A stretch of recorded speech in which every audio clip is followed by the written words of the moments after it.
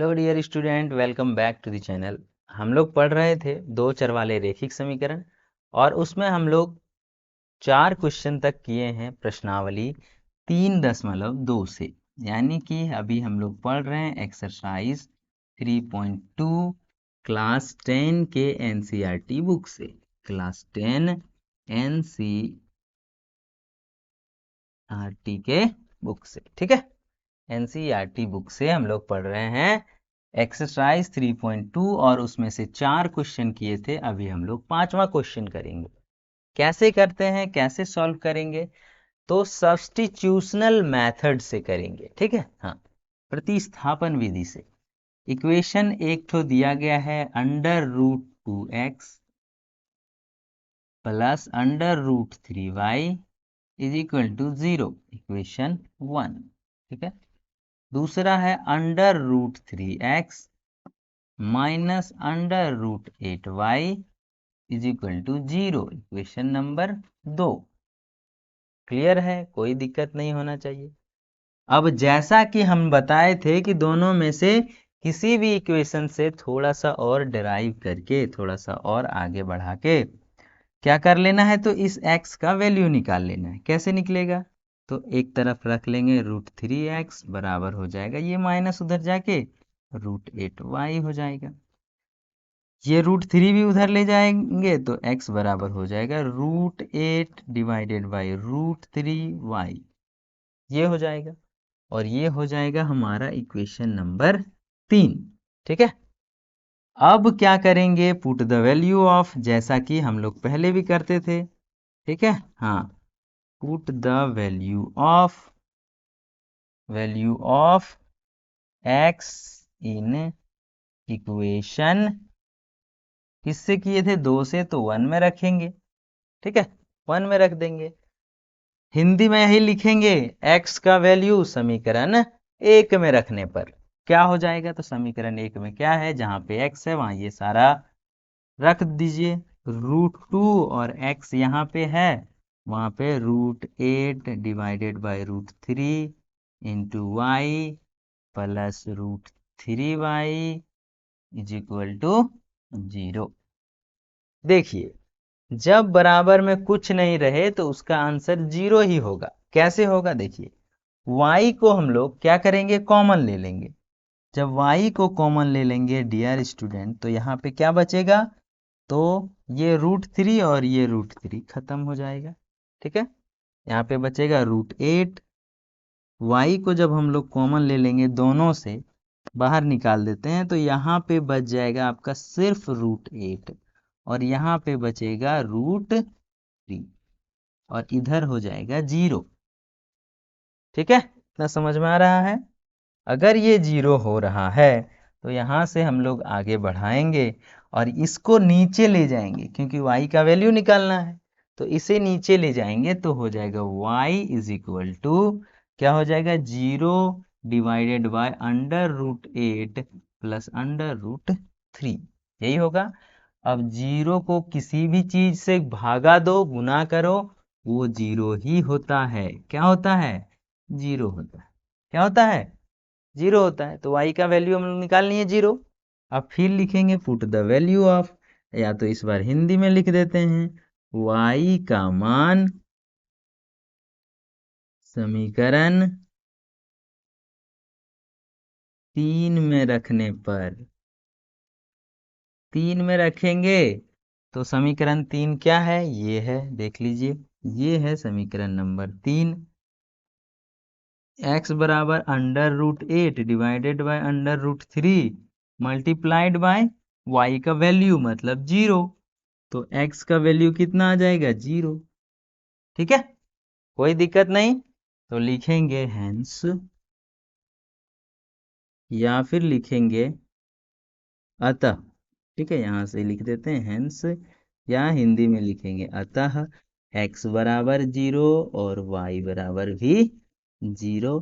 Answer हो गया हमारा, ठीक है। कोई दिक्कत नहीं, कोई डाउट नहीं। कहीं पे डाउट होगा तो कमेंट करेंगे, सर आपने ये कैसे किया।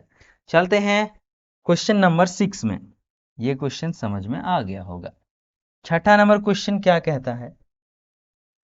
क्वेश्चन नंबर 6 देखिए, ये थोड़ा सा फ्रैक्शन में है तो इसे हम लोग सबसे पहले लाएंगे लीनियर। लीनियर है ही, लेकिन थोड़ा सिंपल करेंगे इसको। कैसे होगा सिंपल? पहला क्वेश्चन उठाए हैं अभी, तो इसे थोड़ा सॉल्व करते हैं। ठीक है। इसे सॉल्व करेंगे, ये दोनों का लघुत्तम लेंगे तो 6 आ जाएगा। ये 3 इधर गुना होगा, 2 इधर गुना होगा, ये हो जाएगा 9x minus 10y is equal to -2 है। कोई दिक्कत नहीं। यहाँ पे 9x, ये 6 को इधर गुना कर देंगे। इधर नीचे रहेगा तो इधर ऊपर से गुना हो जाएगा, और इधर ऊपर रहेगा तो नीचे चला जाता है। तो 10y और इधर हो जाएगा -6 दूना 12। कोई डाउट नहीं होना चाहिए। अगर डाउट नहीं है सर, तो ये हो जाएगा इक्वेशन नंबर 1। ठीक है। दूसरा हमारे पास दिया हुआ है x/3 plus y/2 is equal to 13/6 दिया है। कितना दिया है? 13/6। देखिए, यहाँ से फिर हम लोग लघुत्तम लेंगे। अगर दिख रहा है तो ठीक है, अगर नहीं दिख रहा है तो बताइएगा। ठीक है। 6। देखिए, ये 2 इधर गुना होगा, 3 इधर, तो ये हो जाएगा 2x और ये हो जाएगा 3y बराबर 13/6। हमने कहा था इसमें नीचे नीचे कटता है, बराबर के इस पार और उस पार, तो इधर वाला 6 इधर वाला 6 से कट जाएगा। तो हमारे पास क्या आ जाएगा? तो हमारे पास आ जाएगा, dear student, 2x plus 3y बराबर 13। ठीक है। ठीक है ना? प्लस ये हो गया इक्वेशन नंबर 2।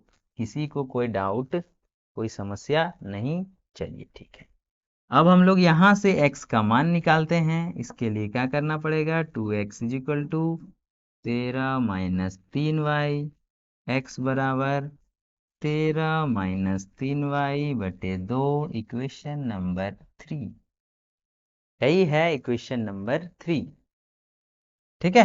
हाँ, यहाँ से थोड़ा दिख कम रहा है तो अच्छे से लिख देते हैं 3y को, और नीचे हो जाएगा 2। ठीक है। हाँ, चलिए अब सही दिख रहा है। इक्वेशन नंबर ये हो गया 3। यहाँ पे लिखेंगे x का मान। हिंदी लिखेंगे, इंग्लिश लिखेंगे, आप लोग समझ जाइएगा। ठीक है। हाँ, एक बार हिंदी लिख देंगे, एक बार अंग्रेजी। x का मान किसमें? समीकरण किसमें? जल्दी बताइए। समीकरण 1 में रखेंगे, क्योंकि ये 2 से डिराइव किए हैं ना। एक तो यहीं रह गया, इससे नहीं किए हैं, इससे किए हैं। समीकरण 2 से डिराइव किए हैं x का मान। ठीक है। तो समीकरण 1 में रखेंगे। समीकरण 1 में रखने पर क्या प्राप्त होता है? तो जहां x है, जैसे देखिए 9, यहाँ से चेंज कर देते हैं थोड़ा सा, ताकि आप लोगों को समझने बूझने में ज़्यादा आसानी हो। देखिए, यहाँ पे है 9, तो 9 लिखेंगे। ठीक है। और फिर जहाँ पे x है, वहाँ पे ये टोटल लिख देंगे, 3 माइनस ये 13 माइनस 3y/2, और फिर माइनस है, और 10y है, और यहाँ पे -12 है। जो है सारा हूबहू लिख देना है और कुछ नहीं करना। गुना कर देते हैं, 13 9 117। ये 2 हम लोग एलसीएम ले लेंगे तो 2 इधर से गुना हो जाएगा। ठीक है। हाँ, यहाँ पे थोड़ा सा जगह है तो लिख देते हैं। 13 को 9 से गुना करेंगे तो 117, 13 को 3 से करेंगे तो 39y, सॉरी 9 को 3 से करेंगे, 13 को नहीं, तो 27y हो जाएगा। और यहाँ पे 2 से इधर हो जाएगा तो -20y, और टोटल के नीचे में हो जाएगा 2। दिख रहा है? चलिए, दिख रहा है?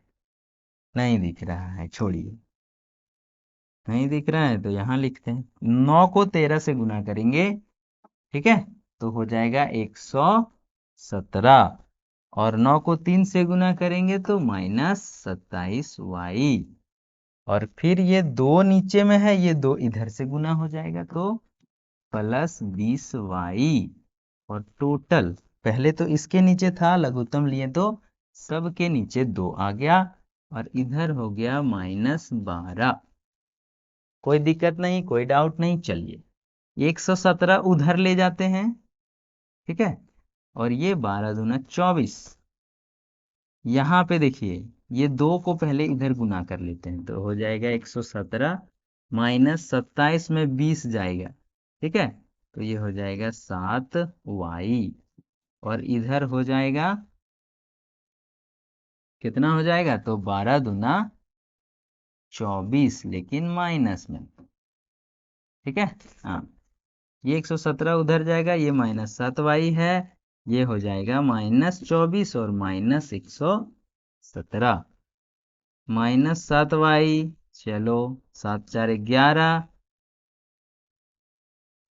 अच्छा यहाँ पे माइनस था ना, तो हमने प्लस कैसे कर दिया,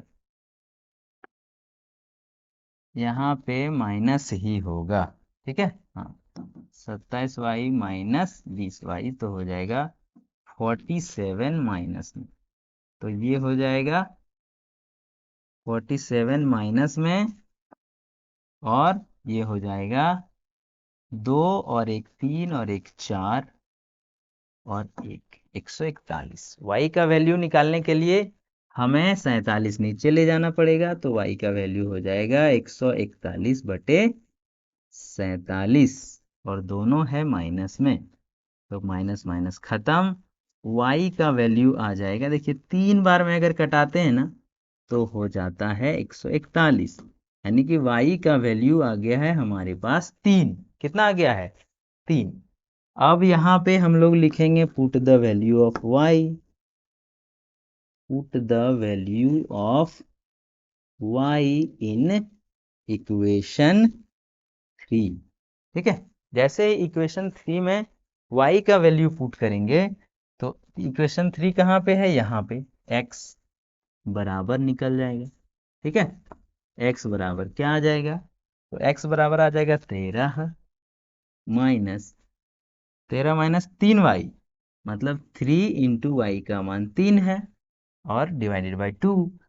सेम वैसा ही आंसर आ रहा है, यानी कि इसको हम लोग x बराबर निकल जाएगा 13 में 9 जाएगा तो 4 4/2, 4/2 यानी कि 2, अर्थात यहाँ पे लिख देंगे hence x is equal to हो गया 2 और y इज इक्वल टू हो गया 3। दिख रहा है, हाँ दिख रहा है। चलिए ठीक है, तो ये आपका हो गया आंसर, ठीक है। ये हो गया x बराबर 2 और y इज इक्वल टू ये वाला है सेम इक्वल, ठीक है, उस पर ध्यान नहीं देना है। तो y इज इक्वल टू 3, और इस तरीके से आप लोग इसका आंसर निकाल सकते हैं। और नेक्स्ट वीडियो में हम लोग जो इससे आगे के क्वेश्चंस हैं उसे सॉल्व करेंगे। तो अगर इतना वीडियो देखें हैं तो वीडियो अच्छा ही लग रहा होगा, वीडियो को लाइक कर दें, अपने दोस्तों में शेयर करें जो क्लास 10 की तैयारी कर रहा हो, या कोई आसपास के आपके स्टूडेंट हो, आपके नेबर हो, उसे शेयर करेंगे। और ये वीडियो आप इंग्लिश मीडियम और हिंदी मीडियम दोनों के बच्चे जो क्लास 10 की तैयारी कर रहे हो उसे आप सजेस्ट कर सकते हैं। तो मिलेंगे ऐसे ही वीडियो में, तब तक के लिए टाटा बाय बाय।